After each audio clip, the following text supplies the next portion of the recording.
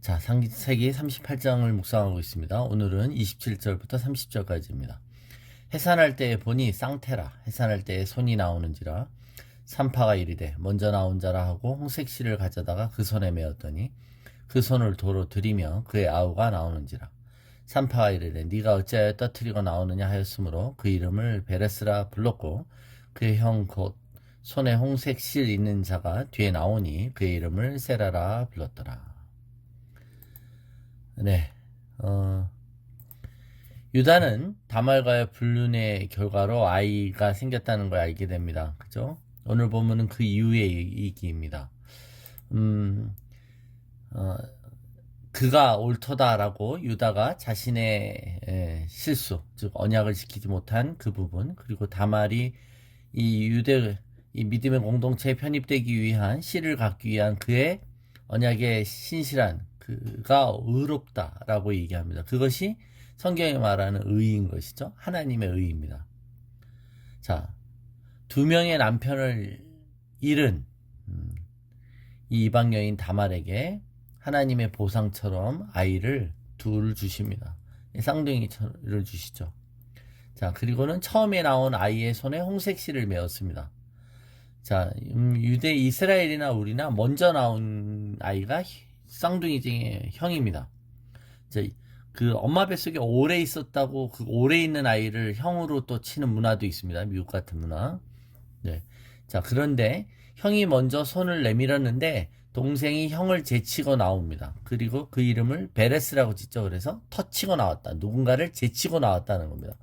별로 부정적이죠. 좋은 뜻이 아닙니다. 얍삽하다는 겁니다.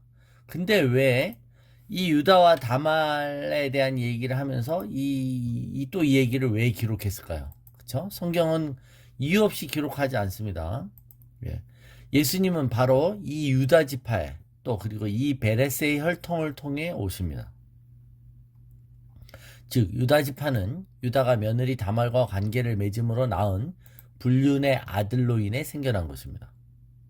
자, 다시 한번 여러분, 예수님의 혈통은 어떤 가문입니까? 우리가 흔히 말하는 뼈대 있는 집안입니까?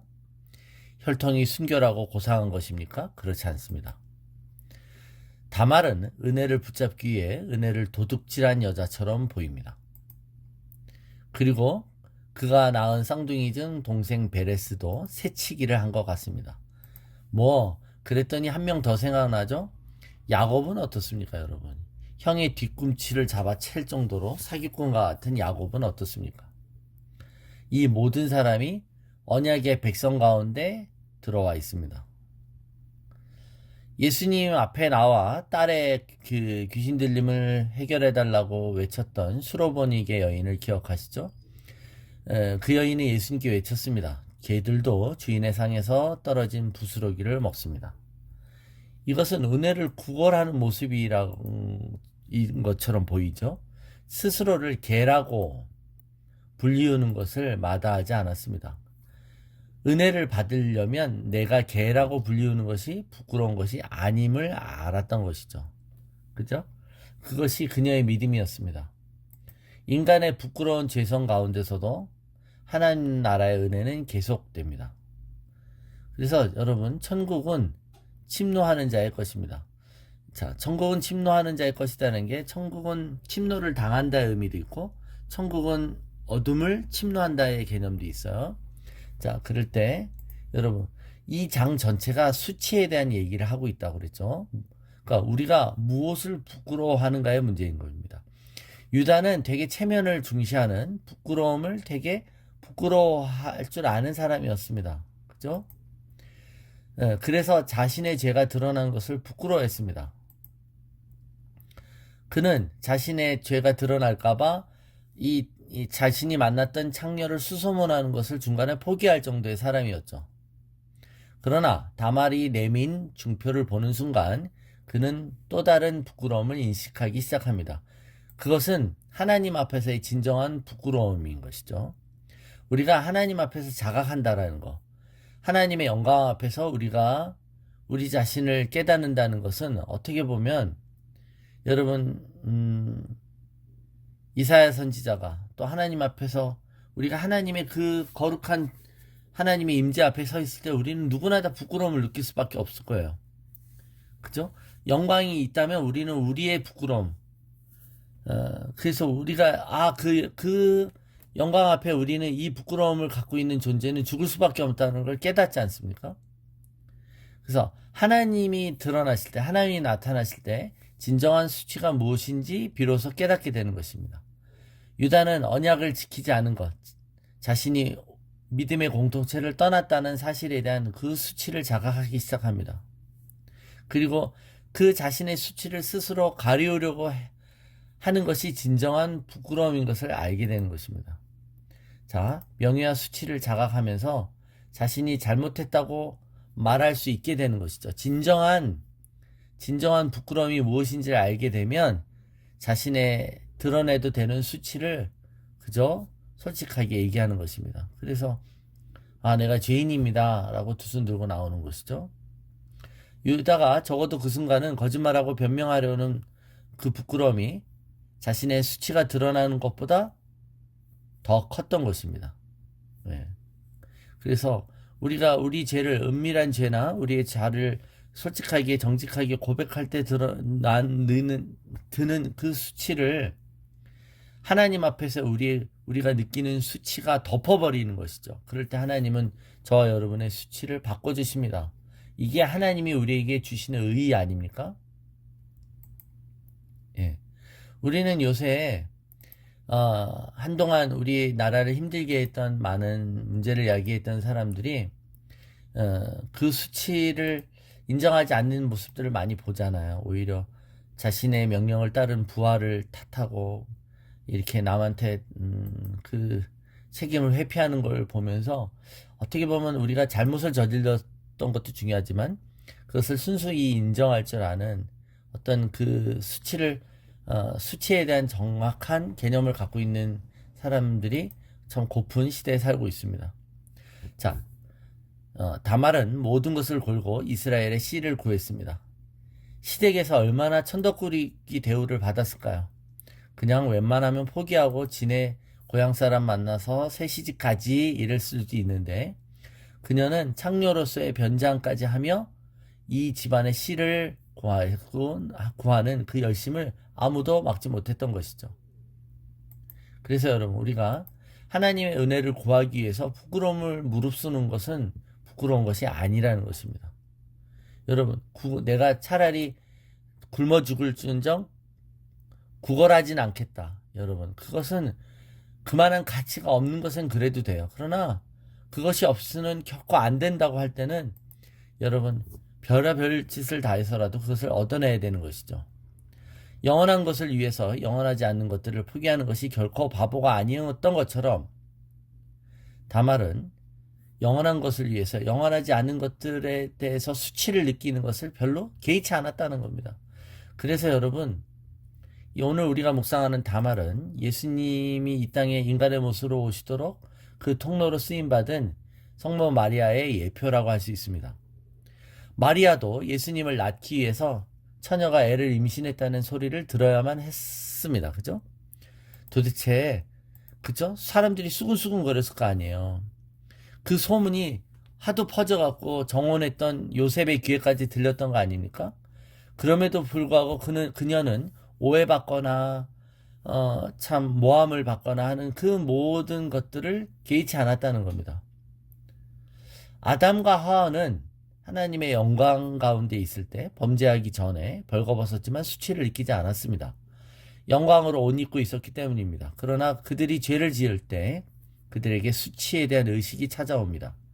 그리고는 스스로를 나뭇잎으로 가리우기 시작하죠. 자신들 안에 자리 잡은 그 수치를 가릴 수 없었습니다. 그리고는 하나님의 낯을 피합니다. 하나님의 임재를 피합니다. 이게 유다의 모습이었고 스스로 자기가 믿는 모든 대사람들이 하는 행동과 같습니다. 그러자 하나님은 동물을 잡아 가죽옷을 그들에게 입혀 주셨습니다. 수치를 가리우기 위해서는 누군가가 대신 벗겨져야만 했기 때문이죠. 예수님은 우리의 수치를 씻어주시고 없애기 위해 예수님이 벌거벗긴 채 십자가에 달리는 것을 허락해 주셨습니다. 그리고 예수님은 부끄러움을 개의치 않으셨죠. 히브리서 12장 2절입니다. 믿음의 주여 또 온전케 하시는 이인 예수를 바라보자. 그는 그 앞에 있는 기쁨을 위하여 십자가를 참으사 부끄러움을 개의치 아니하시더니 하나님 보좌 우편에 앉으셨느니라.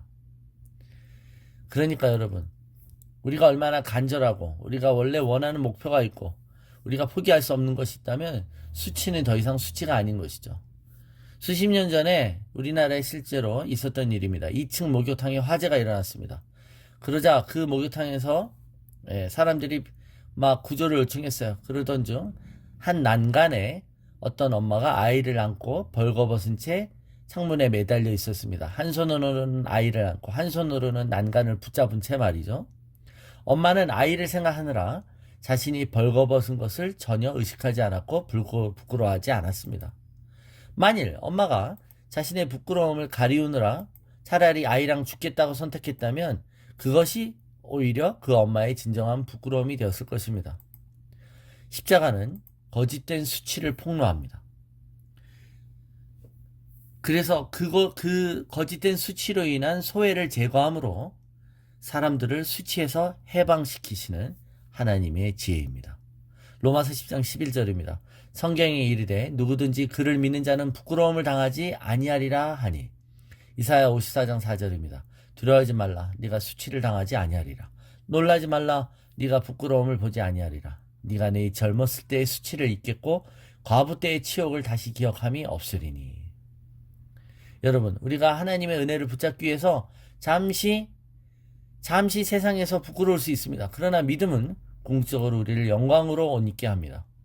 우리가 정말 부끄러워해야 하는 것은 은혜를 구하지도 않는 무감각한 상태인 것이죠.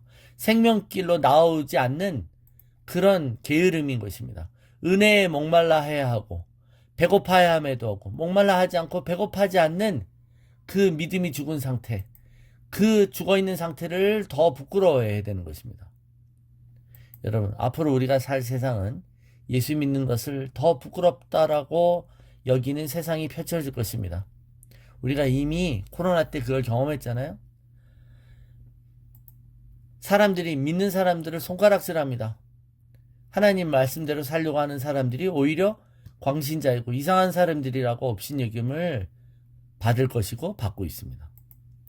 사회에서, 직장에서 왕따를 당하지 않기 위해서 때로는 하나님의 자녀로서의 명예를 어쩌면 은근히 포기할 때가 있지 않습니까? 내가 하나님의 자녀라는 것을 사람들 앞에 커밍아웃 하지 못하고 숨기면서 부끄러워하지 않습니까? 누가복음 8장 38절입니다. 누구든지 이 음란하고 죄 많은 세대에서 나와 내 말을 부끄러워하면 인자도 아버지의 영광으로 거룩한 천사들과 함께 올 때 그 사람을 부끄러워하리라. 여러분, 우리가 그분을 부끄러워해서는 안 될 것입니다. 여러분 혹시 출생의 비밀로 태어나신 분이십니까? 여러분의 가정은 온전하십니까? 여러분의 가정은 바깥에 내세울 것이 없는 그런 부끄러운 집안입니까? 아니면 혹 여러분은 부끄러운 과거를 갖고 계십니까? 그러나 여전히 하나님 앞에 하나님의 은혜의 통로가 될 수 있습니다. 하나님의 은혜를 붙잡고 그분의 신실하심을 의지한다면 믿는 자는 결코 수치를 당하지 않을 것입니다.